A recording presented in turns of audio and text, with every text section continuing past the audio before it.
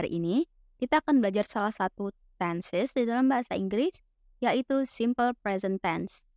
Tanpa berlama-lama, kita langsung ke penjelasan materi pertama ya. Nah, simple present tense itu apa sih?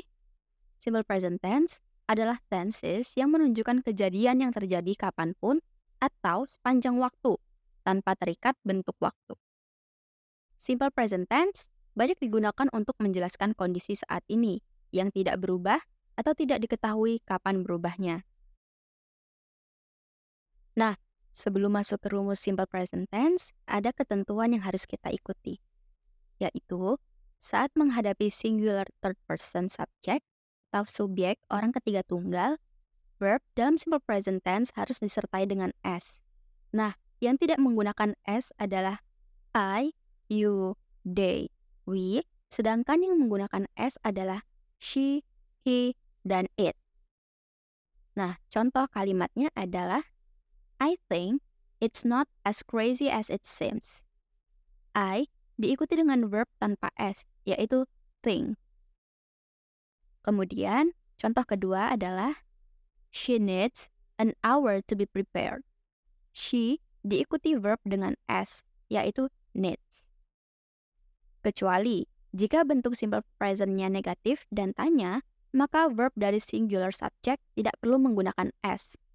Contohnya, kalimat positif, she needs an hour to be prepared. Kalimat negatifnya, she doesn't need an hour to be prepared. Dan kalimat interrogatifnya, does she need an hour to be prepared? Selain itu, perbedaan perlakuan juga terletak di penggunaan do or does dalam negatif dan kalimat tanya. Dengan do, I, you, they, we.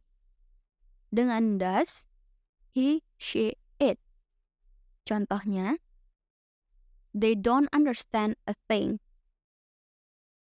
Yang kedua, he doesn't understand a thing.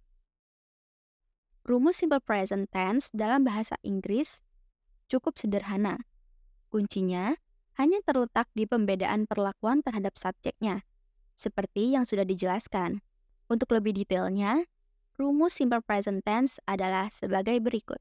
Ada 3 ya, ada positif, negatif, dan interrogatif. Yang positif, rumusnya ialah subjek ditambah verb 1, dan juga s, tergantung dari subjeknya, kemudian objek. Nah, untuk kalimat negatif, ada subjek, ditambah do or does, ditambah not, ditambah verb 1, dan ditambah objek. Kemudian untuk rumus interrogatifnya ialah do or does, ditambah subjek, ditambah verb 1, ditambah objek, dan ditambah tanda tanya. Nah, contoh simple present tense positif, negatif, dan tanya dalam sebuah kalimat ialah kalimat positifnya ada Ananda likes raspberry ice cream. Kalimat negatifnya ialah Ananda doesn't like raspberry ice cream. Dan kalimat interrogatifnya adalah does Ananda like raspberry ice cream? Nah, itu dia tadi penjelasan dari simple present tense. Sekarang kita bisa coba untuk mengerjakan beberapa soal. Contoh soal pertama, I, blah blah blah, the clothes every Saturday. A, iron. B, irons. Jawaban yang benar adalah A, iron. Karena kita memperhatikan subjek I yang tidak perlu menambahkan S di akhir kata kerja. Soal nomor 2. She, blah blah blah, the windows every weekend. A, clean. B, cleans. Jawaban yang tepat adalah B, cleans. Karena subjeknya adalah she yang membutuhkan S di akhir kalimat, maka dari itu jawaban yang tepat ialah B, cleans. Soal ketiga, my sister, blah blah blah, the laundry twice a week. A, do. B, does.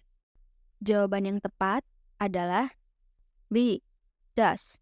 Karena subjeknya adalah my sister yaitu perempuan, maka dari itu kita menggunakan jawaban B, does. Yuk kita review, hari ini kita udah belajar apa sih? Iya, hari ini kita udah belajar simple present tense, yang menunjukkan kejadian yang terjadi kapanpun atau sepanjang waktu tanpa terikat bentuk waktu. Nah, rumusnya juga dipengaruhi oleh subjek orang ketiga tunggal, di mana verb dalam simple present tense harus disertai dengan S jika subjeknya adalah she, he, it. Dan jika subjeknya Ayu Dewi, tidak perlu menggunakan S pada verbnya.